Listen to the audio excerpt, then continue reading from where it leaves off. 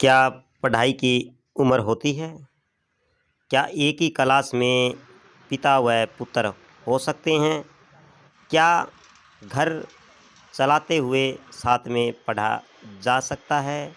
तमाम इस तरीके के सवाल आज हम आपके बीच में लेकर आए हैं। एक ऐसे परिवार से हम रूबरू आपको करवाएँगे कि उनका जीवन आप जानकर आपको बड़ी हैरियत होगी कि ऐसे भी लोग हैं जो किसी भी उम्र में पढ़ना शुरू कर सकते हैं। आप देख रहे हैं कलर्स ऑफ पॉलिटिक्स का अपना यूट्यूब चैनल। अभी तक आप लोगों ने सब्सक्राइब नहीं किया है तो सब्सक्राइब, लाइक और शेयर करना ना भूलें। आज हम आपको ले चलते हैं गाँव राजली में, एक ऐसे घर में जहाँ गरीबी के हालात आप देख भी सकते हैं। उस शादी के बाद आगे बढ़ने का जो संकल्प लिया और अपने बच्चों को पढ़ाने के साथ-साथ स्वयं भी शिक्षा के क्षेत्र में आगे बढ़ने का काम कर रहे हैं और साथ में परिवार, इतना बड़ा परिवार को सँभालने का काम भी कर रहे हैं। एक ऐसे परिवार में मैं आपको ले चलता हूँ। हाँ, गाँव राजली में ईश्वर सिंह है। आप कारपेंटर का काम करता है हिसार में और कोई साई दे देता है तो उस हिसाब से उस मकान में घर-घर जाकर फर्नीचर का काम करते हैं और साथ में पढ़ाई करते हैं। बड़ी चौंकाने वाली बात तो ये होगी कि 1992 में 8वीं की क्लास करने के बाद पढ़ाई को बिल्कुल बंद कर दिया था। लेकिन जैसे-जैसे कुछ सामाजिक संस्थाओं के साथ काम करते हुए एक दिल में एक जिज्ञासा पैदा हुई कि हाँ, मुझे भी पढ़ना चाहिए और 2018 में इन्होंने 10वीं की क्लास पूरी की और उस क्लास को पूरी करने के बाद इन्होंने ये महसूस किया कि हाँ, मैं अब भी पढ़ सकता हूँ और उसी लगन को देखते हुए इन्होंने 12वीं क्लास की। उसके बाद फिर इन्होंने आईटीआई की हिसार की सरकारी आईटीआई में अब ये खुद वहाँ पर कारपेंटर की ट्रेड में कोर्स कर रहे हैं और सबसे अच्छी और खूबसूरत बात ये भी है कि इसका लड़का भी उसी क्लास में है। एक ही क्लास में बाप-बेटा एक ही ट्रेड का लेना एक अपने आप में एक मिसाल का काम तो करता ही है, लेकिन साथ में लोगों को भी ये प्रेरणा देने का काम करता है कि जब हौसले बुलंद हो, तो क्या नहीं किया जा सकता। तो आज मैं उन्हीं परिवारों से उनके बीच में आया हूँ और उनके परिवारों से मैं ये जानने की कोशिश भी करूँगा और स्वयं जो ईश्वर जो आप देख भी रहे हैं उनसे भी मैं पूछूँगा कि कैसा ये सफ़र आपने पूरा किया और अब क्या सोच रहे हैं? ईश्वर जी, सबसे पहले तो हमारे चैनल पे आपका स्वागत है और हम चाहते हैं कि आप जैसे जो काम करते हैं समाज में और साथ में पढ़ते भी हैं और प लोगों को पढ़ाने के लिए प्रेरित भी कर रहे हैं, चाहे वो अपने बच्चे ही हों और भी इस तरीके के जो आपके सर्कल में जितने भी रहते हैं और दूसरी पार इस महँगाई के दौर में अपने परिवार को भी चलाते हैं। तो ये जो पढ़ने की जो मन में जिज्ञासा कैसे पैदा हुई कि मुझे पढ़ना चाहिए? ऐसी कौन-सी बात थी वो जो आपके मन को ये भा गई कि मुझे पढ़ना चाहिए? 26-25 साल के बाद दोबारा शिक्षा में आना, ये निश्चय ही मेरा जो साथी है, मेरे फ्रेंड है, वो एक गोल्डन सोच के हैं, सुनहरी सोच रखते हैं और आशावादी सोच के हैं। उनके ज़रिए ही मुझे ऐसा हुआ कि मैं भी पढ़ सकता हूँ, जीवन हर रोज़ नहीं मिलता और पढ़ने की कोई उम्र भी नहीं होती और पढ़ना चाहिए, जब जागे तब सवेरा। और शिक्षा एक इंसान की, वो कहते हैं ना भोले की हमारी तीसरी आँख है, 3 आँख, तो शिक्षा इंसान की तीसरी आँख है। जब तक ये नहीं खुलती ना, तब तक इंसान को सही रास्ता का पता नहीं होता और अपने रास्ते से भटक जाता है। जब तक शिक्षा नहीं होगी नहीं, इंसान जानवर के समान है। और जब से मैंने सोचा कि भी पढ़ भी सकता हूँ, 10वीं का पेपर मुझे इंग्लिश में मैं फ़ेल हो गया था, तो 7 बार पेपर देने के बाद मैं पास हुआ था। इसमें मुझे बहुत मेहनत करनी पड़ी और बहुत दिक्कत भी, मैंने ये 12वीं के भी किए थे, लेकिन वो कोरोना के दौरान अपने आप पास हो गई थी। और अब मैंने फिर बीए के भी रखे हैं ओपन से, और ये आरटीआई है जो रेगुलर कर रहा हूँ। इस तरह संडे त्योहार होता है, उसमें अपना घर का काम भी करता हूँ, उसके ज़रिए अपना खर्चा भी चला रहे हैं।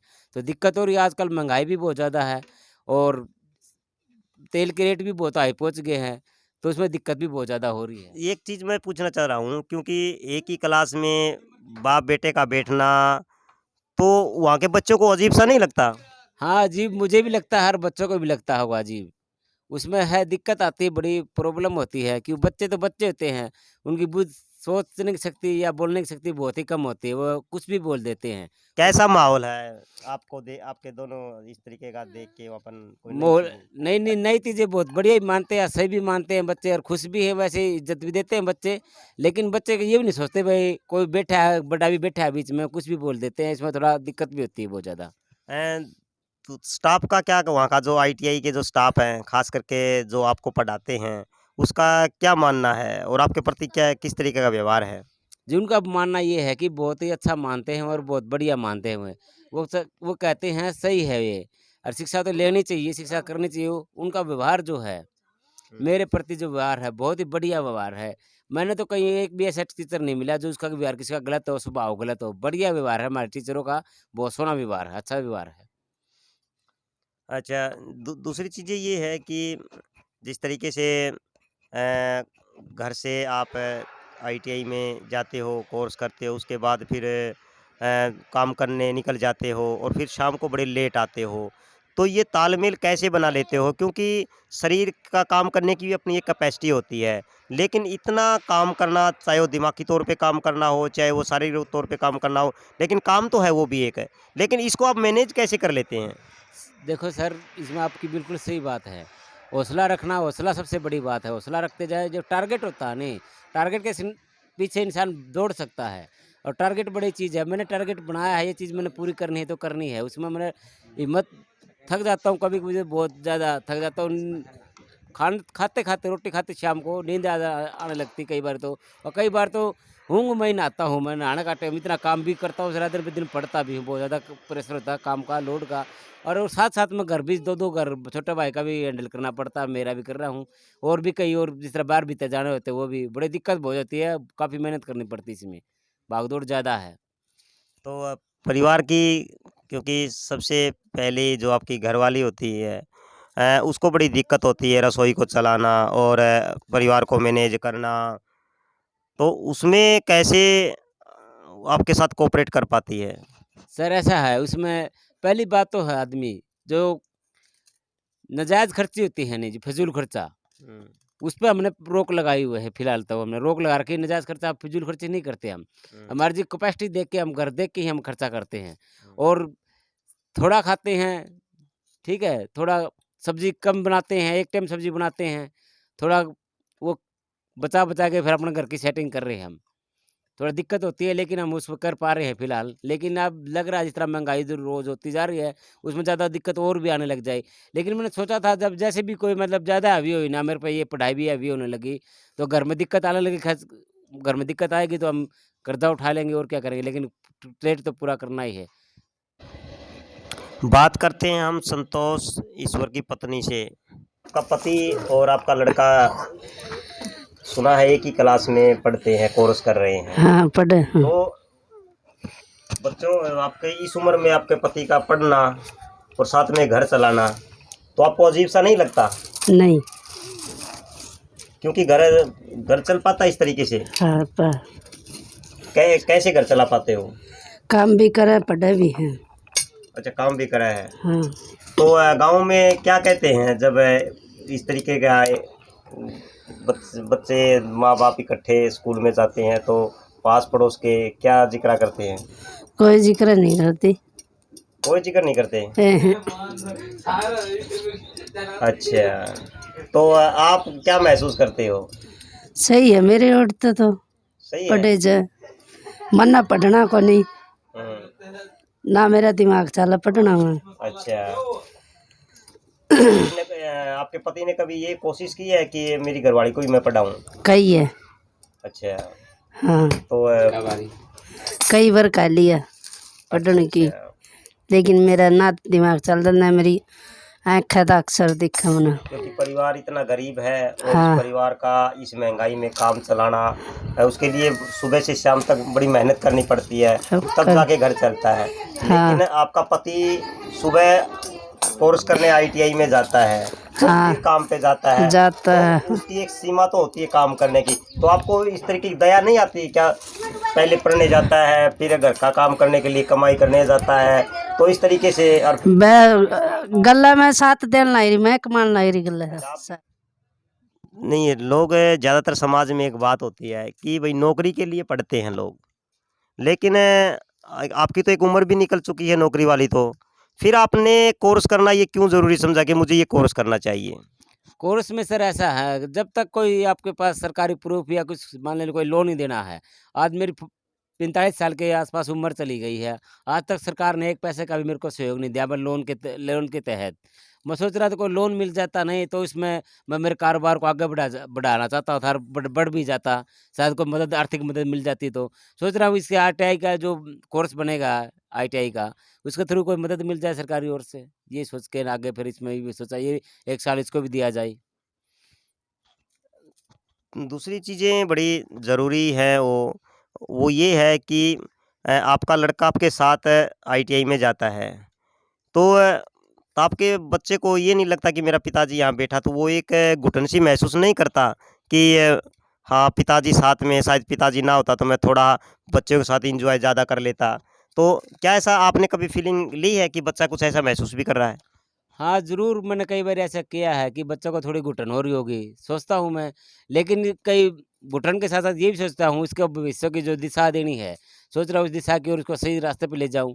घुटन तो कुछ दिन की है, ज़रूर होती होगी वो घुटन, लेकिन ये जो का भविष्य है वो लंबा है, इसका जो जीवन है वो लंबा है, उसको सुधारने की कोशिश कर रहा हूँ। जो जो मतलब भविष्य सुधर जाएगा इसका, तो मतलब ये घुटन है फिर छोटी हो जाएगी। तो परिवार में कौन-कौन है? परिवार में सभी हैं फिलहाल तो, पीछे मम्मी गुज़र गई थी, एक्सपायर हो गई थी 2 दिसंबर को। बाकी सभी घर पे पापा है और छोटे भाई, बड़ा भाई सारा कुछ है, सलामत है, सब कुछ ठीक है। तो आपके बच्चे कितने हैं? 3 बच्चे हैं। कौन-कौन से? उम्र? बड़े का लड़का है, जेपी साथ में बैठा है, इसकी लगभग 21 साल उम्र होने को है, अभी दिसंबर को 21 साल का हो जाएगा। उससे छोटी कीमती है, वो है आज 16 साल की हो चुकी है और 10वीं क्लास की पेपर दे रही है। उससे छोटा अंकुश है, जो आज 13-14 साल का है और उसकी जो है 9वीं पास हो चुका है और 10वीं में एडमिशन इसका होने का जा रहा है। तो आपके पापा जी के साथ आईटीआई जाते हो तो कैसा लगता है? गुड। कैसी फीलिंग क्लास में जाने के बाद आई? बालकों के तंग करने से इन्हीं वैसे नहीं आई। अच्छा, बच्चे तंग करते थे। किस तरीके का कमेंट करते थे क्लास में आप? ठीक है, ऐसे वैसे वो कि मैं भी कह देते थे, अच्छा। बोला तेरा पापा भी पढ़ा है, नू है वगैरह वगैरह। कि अब से लेकर अब तक का जो सफ़र है आपका, उस सफ़र में कौन सी बाधाएं आई हैं अब तक? उस समय उस इब्तदा लेके तब तक का सफ़र है नहीं, मतलब 4-5 महीने का होने को जा रहा है। इसमें से तो टाइम की ज़्यादा प्रॉब्लम आई है, टाइम निकलने वाली दिक्कत हो गई थी, ठीक है। और उसमें है नहीं थोड़ा घर चलाने में दिक्कत आ रही है, आर्थिक तंगी हो गई है क्योंकि कमाई का ज़रिया बंद हो चुका है। 80% स्कूल में टाइम ज़्यादा लगता है और बार-इतवार मिलते हैं, कई आधी छुट्टी मिल जाती है सरकारी, कोई भी होती है तब। काम काम में कम हो रहा है लेकिन स्कूल में ज़्यादा आ रहा है, तो इसमें आर्थिक तंगी हो गई है और टाइम आ रही। सुबह भागना, जल्दी-जल्दी भागना, फिर काम पे भी भागना, उधर भी भागना, भाग-दौड़ ज़्यादा होती है, इसमें दिक्कत आ रही है आपकी ज़्यादा। दुकानदारी में कितना फ़र्क पड़ा है? फिर 80% का। फ़र्क पड़ चुका है। हाँ। लेकिन इतना बड़ा लॉस आप लोगों ने जो किया है, इतना बड़ा लॉस आप, ये मतलब इसकी भरपाई कैसे होगी? भरपाई तो जी देखो, ये अगर बच्चा है, इसका भविष्य सुंदर हो जाता है, कहीं और जॉब लग जाती है, कहीं और अच्छे काम पे चला जाता है। सोच रहा हूँ इसको विदेश भेज दूँ या जॉब में लगा दूँ, तो कवर हो जाएगा भविष्य इसका, ये तो कोई हानि नहीं है इसमें तो थोड़ा, लेकिन मार्जिन ही कम हुआ है उसमें, उसमें माइनस में नहीं गया हूँ अब तक मैं। परिवार में खास करके ये होते हैं, इस उम्र में कमाने का टाइम है, आप इस उम्र में पढ़ रहे हो, आपकी शर्म या आपकी अकल घास चरने चली गई क्या? तो इस तरीके के कमेंट परिवार में घर में से ही शुरुआत हो जाती है, खास करके जो परिवार के जो मुखिया होते हैं उनके द्वारा ये चीज़ें काफ़ी सुनने को मिलती हैं। तो क्या आपने भी ऐसी कुछ चीज़ें सुनने को मिली हैं? हाँ, मैंने कई बार सुनने को मिली है, इसकी मती मारी गई है, बालका बरोबर पढ़ने लगा, बालक बनना चाहो है, के करेगा पढ़ के न, वो बालका ने पढ़ा लेगा थोड़ा है। लेकिन मैं बच्चों की पढ़ाई नहीं रोक रहा, बच्चों को रेगुलर पढ़ा रहा हूँ, उसको जो चाहिए वो चीज़ दे भी रहा हूँ। जैसे-तैसे कैसे भी चाहे मैंने ब्याज उठा के देने पड़े, वो दे भी रहा हूँ उनको मैं। रोक भी नहीं रहा, पढ़ाने से रोक भी नहीं रहा। वो चीज़ें एक बार कहते हैं पापा ये चीज़, तो मैं उसको चीज़ दे भी रहा हूँ, कैसे भी करना पड़े मुझे। काम के ज़रिए या ब्याज पे पैसे उठा के करना पड़े वो। और दिक्कत होती है। घर वाले कहते हैं बाप बेटा एक क्लास में कैसे बैठते हो, बता शर्म नहीं आती। कहीं बोला है, बट छोटे भाई ने तो अक्सर बोला है क्या भविष्य है तेरा पढ़ाई में, अब क्या भविष्य बनेगा तेरा। तो अब अक्सर बोला है ये चीज़, वही है ये परिवार में होती है ऐसे। दूसरी चीज़ें आपके जो मित्र हैं, क्योंकि ये तो पारिवारिक है, लेकिन एक मित्र मंडली भी होती है। उसमें जब आपके बारे में पता चला कि आप इस तरीके से ITI कर रहे हैं, और सुना है आपने अब BA के भी फार्म भर दिए हैं, तो उनका क्या कहना है? उनका बहुत अच्छा रिस्पॉन्स है, वो तो सबसे अच्छी बात है, बढ़िया है।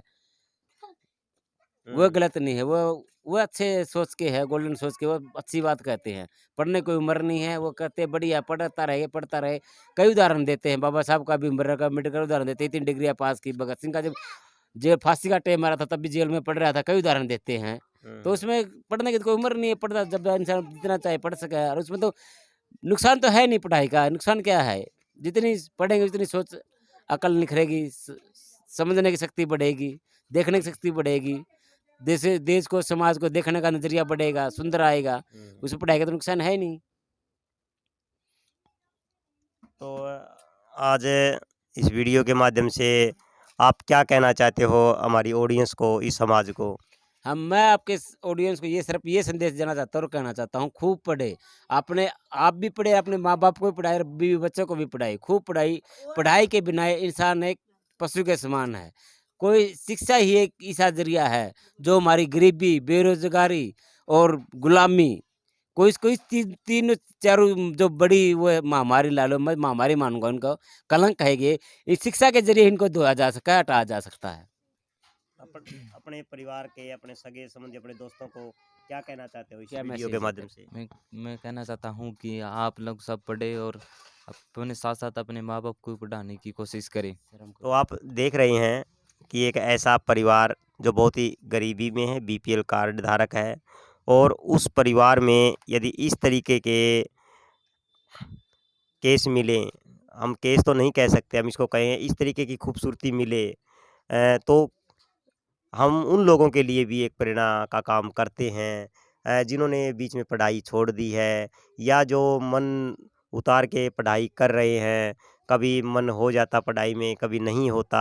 उन लोगों के लिए ये वीडियो काफ़ी मोटिवेशन का काम करेगी, और हम ये भी उम्मीद करते हैं कि जो इस वीडियो को देख रहा है, कि कम से कम उन लोगों के पास इस वीडियो को ज़रूर भेजें, जो पढ़ाई के प्रति निराशा महसूस रखते हैं, बार-बार कहते हैं कि पढ़ाई से कुछ नहीं होता।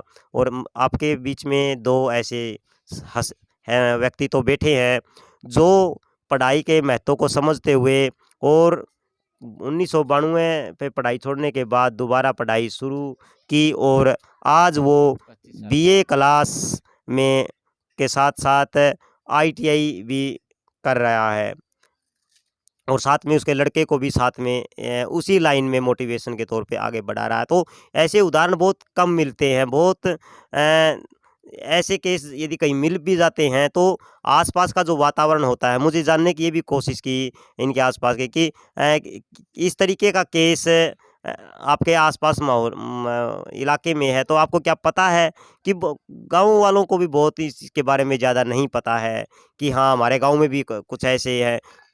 परिवार के आसपास पड़ोस में भी इस तरीके की जानकारी नहीं है कि ये एक ही क्लास में इस तरीके के बाप बेटा पढ़ते हैं। तो उसके लिए ज़्यादा मोटिवेशनल के लिए हमने ये वीडियो इसलिए बनाई है, ताकि लोगों को पता चले, समाज को पता चले, और वो भी अपने बारे में सोच सके। तो आपने हमारी वीडियो देखी, लाइक किया, शेयर किया, तो आपका बहुत-बहुत धन्यवाद। और ख़ास करके हमारे जो दोनों मेहमान हैं, उनका भी हम हमारे यूट्यूब चैनल पर धन्यवाद करते हैं कि आपने हमारे लिए समय दिया। आपका बहुत-बहुत धन्यवाद जी। शुक्रिया जी, थैंक यू जी।